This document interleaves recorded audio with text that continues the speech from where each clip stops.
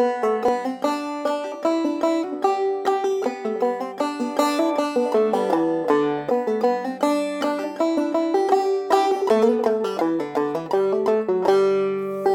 wanted to talk today a little bit about drop thumb.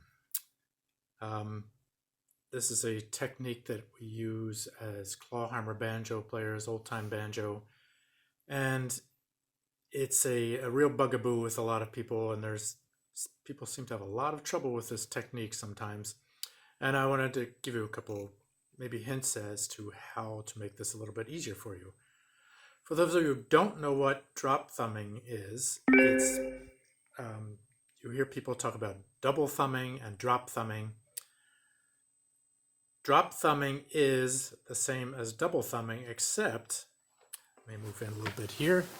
When you're doing double thumbing, it means that you're playing, instead of just doing the basic strum like this, you're doubling up on the thumb. So you're doing,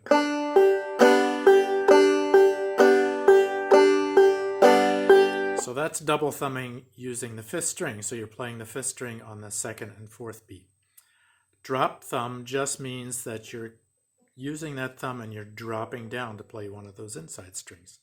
So maybe you're doing first and second string and then strum thumb.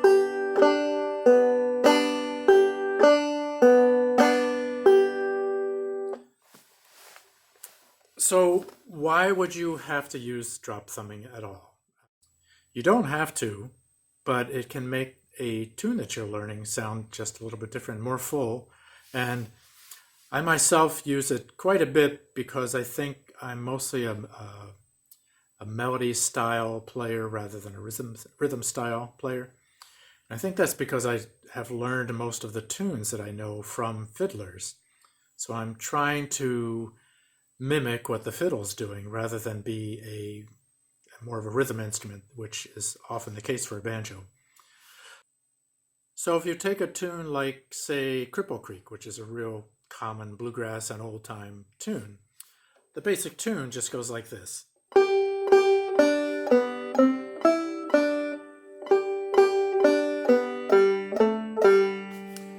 So those are the melody notes, and when you add in the basic strum,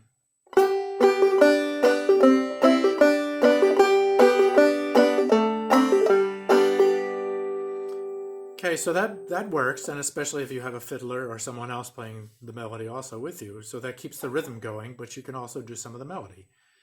If you were to jazz it up a little bit, you would add things like hammer-ons and pull-offs.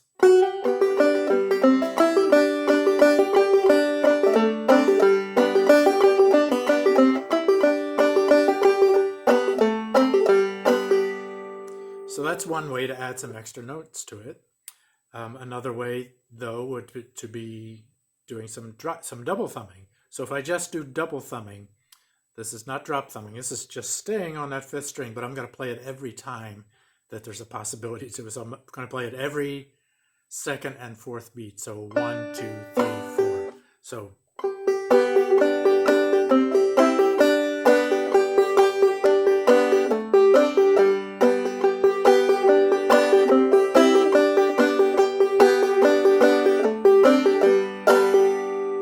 So that sounds a little bit different than just.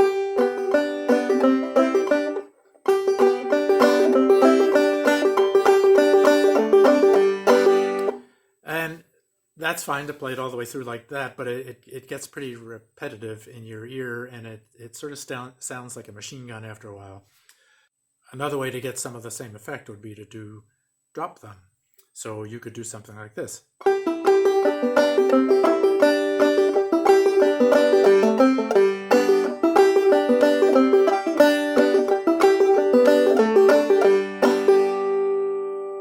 So that kind of jazzes it up too. And the tricky part and the subjective part of this is not getting in the way of someone else if they're playing the melody too. So if there's two people playing all these notes, it might get a little bit too busy. So you have to be careful where you use this. But I love the sound of the drop thumb or the double thumb. And for me, it just adds a whole lot to it. Now, people have a lot of trouble learning this technique, I think, and especially if you haven't learned it from the beginning, because you're so used to having that position, your hand is like this, and it's people make the mistake of having to move just the thumb, and that is the case. But if you try to hold that position, here, try this for a second. If you hold your hand like you've been taught, like you're holding the pencil or the credit card in here, so you keep that position. And if you turn your hand like this, you can feel the tension here, and more important, you can feel the tension here. So put your hand like that, put your other hand on top, and you can feel those muscles all tight in there. Now, just let your hand drop, and you can feel that tension go away. That's what you want. You want that nice loose feeling. It's kind of like a fiddler when they learn how to fiddle. You've got to keep that wrist loose, or else you're just going to get screeching in your fiddling, in your bowing. So it's the same idea. You want that shape, but you don't want it tight. You want it nice and loose. Now, here's a couple of tricks to get you on the road to being able to do the drop thumb a little bit easier. And I'm going to move in a little bit here so you can see. So when you're doing the drop thumbing, an easy way to get started on this is to think about your thumb is the one that you have to aim. So your thumb has to come down here and play. Let's say if you're going to do drop thumbing on the first and second string. So think of your thumb as coming down. There's 1, 2, 3, 4. So if you just practice that and get used to that. Now notice your whole hand has to move down. If you're using your thumb as the thing that has to aim, so you have to aim for that second string, and then the whole hand lifts up to play the fifth string. So when you're doing this, it's not you're hitting and then you're bringing your thumb down. You hit like that so that your hand comes down, and it's all one motion. So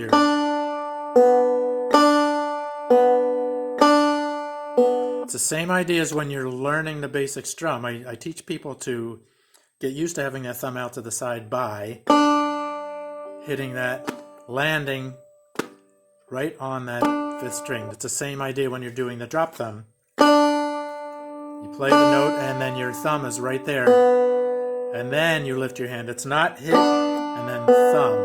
It's not hit and then thumb. It's hit, the thumb winds up where it wants to be.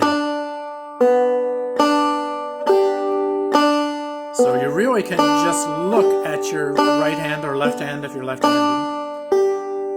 Your thumb has to aim where you want it to go.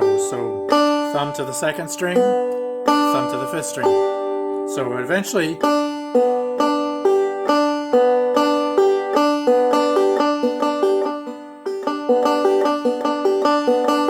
and what you're going to find, those of you who are used to doing that kind of motion, you're going to have to adjust and get a little more precise and a little lighter in your hand.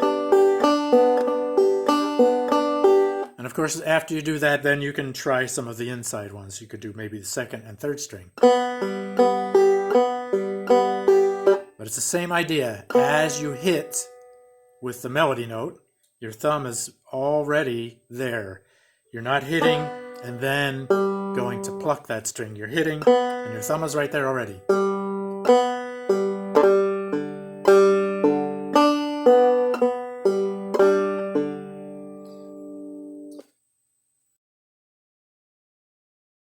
So I hope that helps, and it'll allow you to play a lot more of the melody notes in a say a tune like Wild